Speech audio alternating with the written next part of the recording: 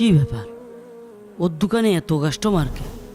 এই হ্যাঁ ইমরানের দোকানে সবসময় এত কাস্টমার থাকে কি করতি রে? আমার দোকানে কাস্টমারই নেই, আর ওর দোকানতে কাস্টমার নড়েই না, কারণটা কি রে? ভাই, ওর দোকানের কাপড়ের মান অনেক ভালো আর দামও অনেক কম, তাই সবাই ওর দোকানেই যায়। মান ভালো আবার দামও কম, আর এইসব ফালতু কথা, কিছু একটা করতে হবে। ভাই, কি অত পরিকল্পনা করছেন? ইমরানের ব্যবসা আমি নষ্ট করে দেবো। শোন, তুই এক কাজ কর, আমার দোকানে যত কম টাকার মাল আছে ওই সব মালে বেশি টাকা ট্যাগ লাগিয়ে ইমরানের দোকানে থো আসবি। কিন্তু ভাই, এই কাজটা তো ঠিক না। চুপ কর, তো যা বলছি তুই তাই কর। তারপরে ভোক্তা অধিকারে কল দিয়ে ওর ব্যবস্থা আমি একটা করছি। কর্মচারী হৃদয় পাশের দোকানদারকে ফাঁসানোর জন্য পুরাতন কিছু মাল বের করল। তারপর জানুয়ারি মাস চলে আসলো, ডিসেম্বরে ভাড়াটা দিলাম না।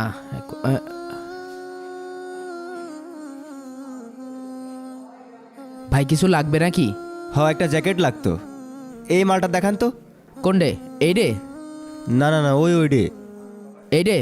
হ্যাঁ হ্যাঁ, দিচ্ছি, দাঁড়ান ভাই। ভাই, জ্যাকেটটা নতুন কালেকশন, ঢাকাতে এসে খুব ভালো, খুব চলছে। এটা গায়ে হবে না ভাই আমার? ভাই ওই যে আয়না আছে, আয়না একটু দেখেন কেমন লাগে। আপনার গায়ে ভালোই লাগছে, ভালোই লাগছে না?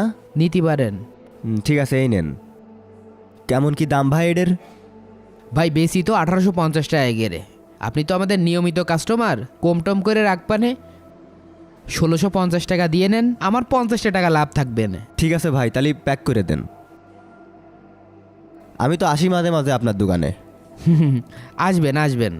এই মার্কেটে পরিচিত ভাই ভাগার আছে, তারপরেও আপনার কাছে আসি, আপনার ব্যবহারটা ভালো লাগে। আর আপনি ভালো মাল দেন, দামও কম নেন, সব মিলিয়ে ভালোই লাগে।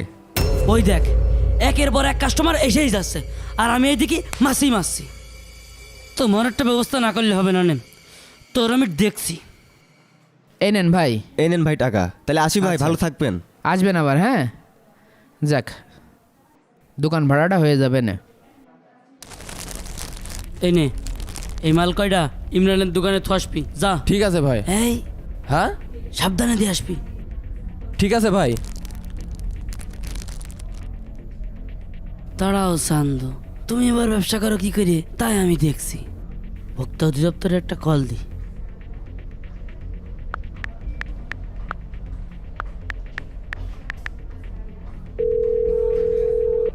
হ্যালো, ভোক্তা অধিদপ্তর?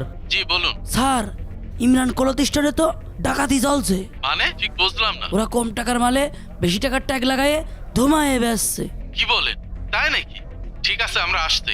হ্যাঁ স্যার, আপনারা তাড়াতাড়ি আসেন। ওকে। হ্যাঁ শোনাচ্ছেন পিতলে ঘুঘু, তুমি এবার কি করে ব্যবসা করো তাও আমি দেখছি। জোহরের আজান দিয়ে দিল, সে কর্মচারীটাও খাতে গিয়েছে।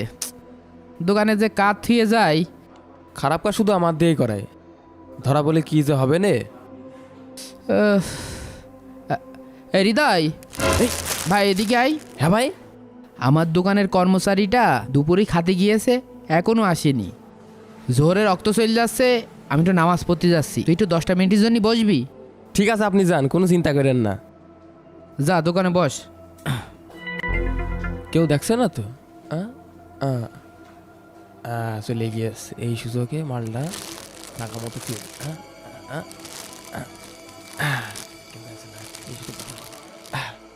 কাজ হয়ে গেছে। দোকানদার আকিব তো নিশ্চিন্তে নামাজ পড়তে চলে গেল। এদিকে দোকানে যাকে বিশ্বাস করে রেখে গিয়েছিল সে তো বিশ্বাসের মানুষ না, সে ছিল কালসাপ। আকিব নামাজ পড়ছে, এদিকে হৃদয় তার কাজ সারছে। ওদিকে পাশের দোকানের আরিফ তো ভোক্তা অধিদপ্তরকে কল দিয়ে মহা খুশি। এখন তাহলে দোকানদার আকিবের কি হবে?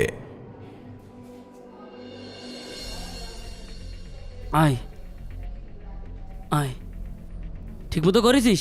হ ভাই। কেউ দেখেনি তো? না ভাই, কেউ দেখিনি। কিন্তু ভাই, কাজটা করা কি ঠিক হইল? এই এখানে বলি কি দেখলি? ব্যবসায়ী একটু হিংসে না থাকলি ব্যবসায় টিকে থাকা যায় না। যা তুই মাল কাটা গোছা, যা হাতে দূর হ। ঠিক আছে ভাই। বেশি বোঝে সবসময়। তোমার তোমার ব্যবসা আমি করিয়ে ছেড়ে দিচ্ছি। টিং টিং টিং টিং টিং টিং। আমরা ভোক্তা অধিদপ্তর থেকে এসেছি। আমি ম্যাজিস্ট্রেট KS সাত্তার। কি বিষয়ে স্যার বলেন? আপনার দোকানের নামে অভিযোগ আছে। অভিযোগ? কিসের অভিযোগ? আপনি কম দামে কেনা পণ্য বেশি দামে বিক্রয় করছেন। কি বলেন স্যার? আমার দোকানের প্রত্যেকটা প্রোডাক্টে সঠিক ট্যাগ লাগানো আছে, আপনি চাইলে চেক করতে পারেন। হ্যাঁ, আমি চেক করব। দেখান আপনার পণ্যগুলো। এই দেখেন স্যার, এই প্রোডাক্টগুলো দেখেন। আরও চাইলে দেখতে পারেন। দাঁড়ান, আমি আরও বের করে দিচ্ছি। এই নেন। আমার মনে হয় স্যার আপনাকে ভুল ইনফরমেশন দিয়েছে। স্যার এই প্রোডাক্টটা দেখেন তো, কেমন যেন উল্টাপাল্টা লাগছে। তাই তো। এ কি, এই ব্র্যান্ডের কি এত দাম হয় নাকি? এখানে ট্যাগ বেশি লাগাইছেন কেন? স্যার এই মাল তো আমার দোকানের না। আমার কাছে মনে হচ্ছে কেউ আমাকে ফাঁসানোর জন্য আমার দোকানে এই মালগুলো রেখে গিয়েছে। কি বলছেন আপনি এসব? প্রোডাক্ট রয়েছে আপনার দোকানে আর আপনি বলছেন এগুলো আপনার না। স্যার আমার বিশ্বাস কেউ আমাকে ফাঁসানোর চেষ্টা করছে। আপনার দোকানে সিসিটিভি ক্যামেরা আছে না? জি স্যার। ও, ওই তো সিসি ক্যামেরা। অন করেন। জি স্যার, আসেন আসেন। সিসিটিভি অন করার পর দোকানদার আকিব এবং ম্যাজিস্ট্রেট দুজনেই অবাক। ওই দেখেন, ওই দেখেন, ওই দেখেন স্যার।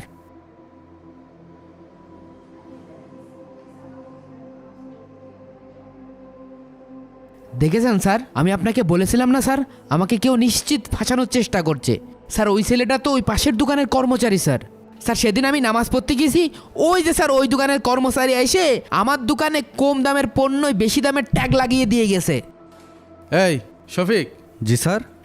যাও তো লোকটাকে ধরে নিয়ে আসো। জি স্যার। তখনই ম্যাজিস্ট্রেটের সহকারী পুলিশ সিংহের বেশে পাশের দোকানে যায় আরিফকে ধরতে।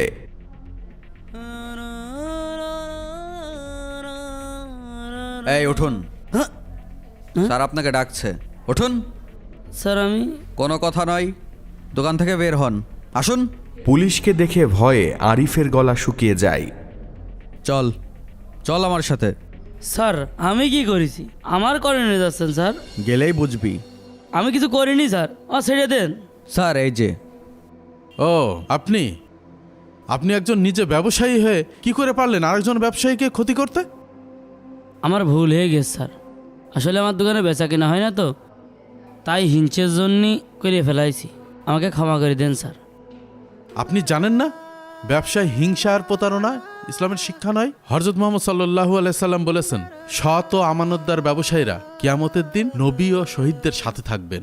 স্যার এই জন্য আমি সবসময় সৎ পথে ব্যবসা করার চেষ্টা করি স্যার। সেই জন্য অন্যান্য দোকানের তুলনায় আমার দোকানে কাস্টমারও বেশি স্যার। এই কারণে আমার এই মার্কেটে কিছু শত্রু তৈরি হয়ে গেছে। শোনেন, ব্যবসায় সৎ থাকা শুধু আল্লাহর সন্তুষ্টি অর্জনের জন্যই নয়, বরং এটা সমাজের জন্য বরকতময়। জি স্যার, আমি আমার ভুল বুঝতে পেরেছি। এমন ভুল আর কখনো করব না। আমাকে ক্ষমা করে দেন স্যার। তাই আসুন আমরা একে অন্যকে হিংসা করা বন্ধ করি আর সৎ পথে ব্যবসা করি।